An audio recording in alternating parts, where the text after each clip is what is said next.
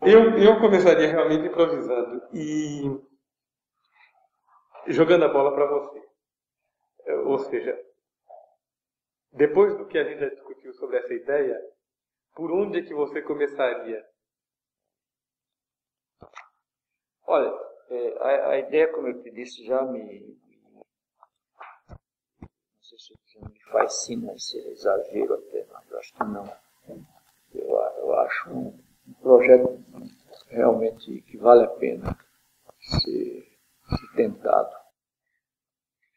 Desde, sobretudo, que a gente parta para o projeto de tal maneira aberto a ele, que a gente admita que o projeto se constituirá exatamente no diálogo. Quer dizer, no fundo, a gente poderá ter um mínimo de ideia do que pode ser uma conversa de 10 minutos. Não mais que isso. Daí em diante, eu acho que o projeto vai se constituindo na nossa conversa, nas nossas perguntas, um ou outro. E nesse sentido, talvez fosse interessante que a gente permitisse participar do projeto com um pouco de memória também. Quer dizer, na medida em que a gente se pergunta sobre a educação, por exemplo, em geral, e que a gente então procure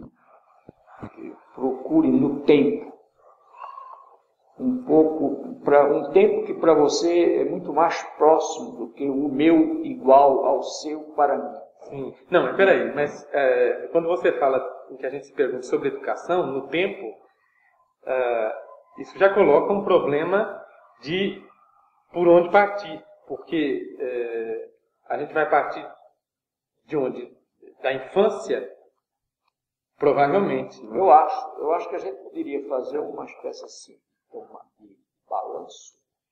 Não da infância enquanto a infância é minha e a infância tua, tomada como objeto da reflexão nossa para refazê-la em termos de história, de contar a história da infância, mas eu digo da infância enquanto escolaridade. Ah, tá certo. Bom, aí você já fixa um marco a partir do qual a gente começaria a trabalhar. Mas, então, o melhor mesmo é partir para a ofensiva.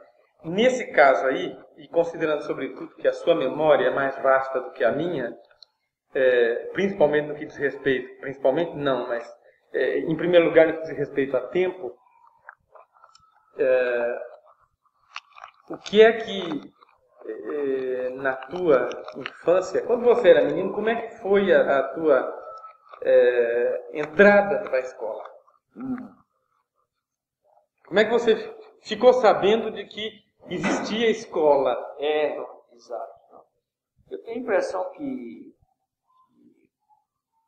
para responder a essa pergunta, eu diria primeiro que me rever no momento que precedeu a ida à escola, mas que foi já um momento de aprendizagem sistemática, se eu quase posso dizer assim. Mas que momento foi esse? Exato, foi o momento preciso em que eu me alfabetizei com meus pais à sombra das árvores do quintal da casa em que eu nasci. Aonde isso? No Recife, em Casa Amarela, na Estrada do Encanamento, 724. E essa casa... foram seus pais que começaram a te alfabetizar? Exato. E é uma coisa assim muito interessante, porque eu tive... Em primeiro lugar, eles me alfabetizaram partindo de palavras minhas, quer dizer, palavras da minha infância, palavras da minha prática como criança, da minha experiência, e não das palavras dele. Você veja como isso me marcou, anos depois, já homem, eu proponho isso. ao nível da alfabetização de adultos, por exemplo. Bem, mas, então eu disse recentemente num texto que eu escrevi, que eu fiz referência a isso, eu disse que o meu quadro, que o meu giz, nessa época, eram gravetos da mangueira, em cuja sombra eu aprendi a ler, e o meu quadro negro era o chão. Mas onde é que os seus pais, quem foi? Foi tanto teu pai quanto tua mãe, ou mais teu pai ou mais Exato, não, aí eu acho que até não era que, veja bem, não era que os dois tivessem transformado. Eu me lembro exatamente, e visitei agora, na volta ao Brasil, visitei a casa, sabe, e tal. Eu me lembro exatamente das duas mangueiras em que meu pai dependurava, no meio das quais ficava a rede. E não que ele e minha mãe tivessem feito daquele pedaço de alguns metros, que possibilitava o ir e vir da rede, e que tinha uma área assim bem limpa no chão, que minha mãe costumava sentar ao lado numa cadeira de vinho, por exemplo, enquanto meu pai balançava. Eu tenho no ouvido ainda o ranger do atrito. E não que eles tivessem feito daquele espaço a escola. E isso é que eu acho formidável, que a informação e a formação que me iam dando se davam num espaço informal, que não era o escolar, né? E que me preparavam para este posteriormente. Era puramente um pré-escolar. Exato, não é livre, despretensioso, vivido, muito livre.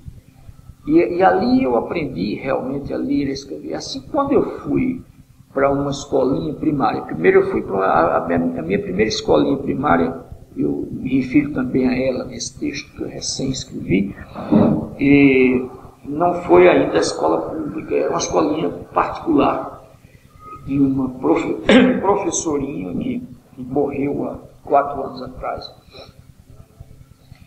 E com ela deu o salto, ela me apoiou alfabetizado, direitinho, escrevendo, fazendo cópias.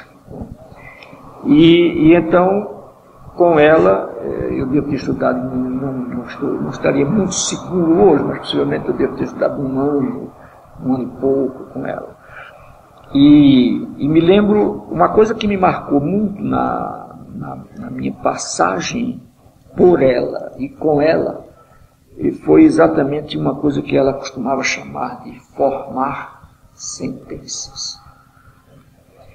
Então, ela formava, era um exercício que a mim me agradava enormemente, porque ela me perguntava que palavra, pedia que eu escrevesse num papel 2, 3 palavras que eu soubesse.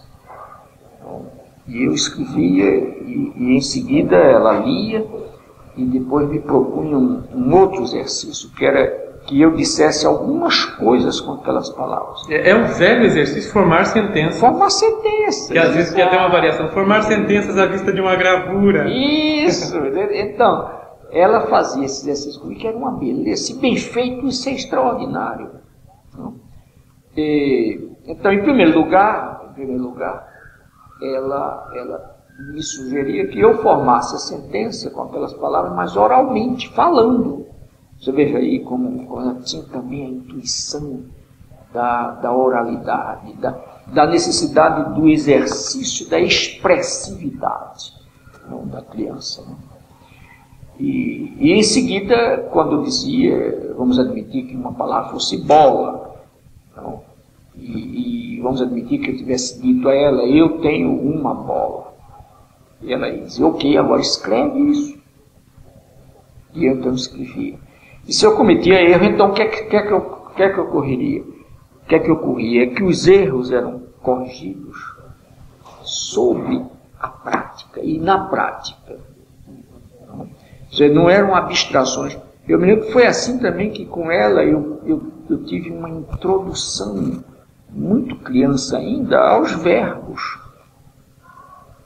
Mas em lugar de aprender, de eu decorar o tempo presente do modo indicativo do verbo ter, eu vivia o verbo ter, no presente indicativo.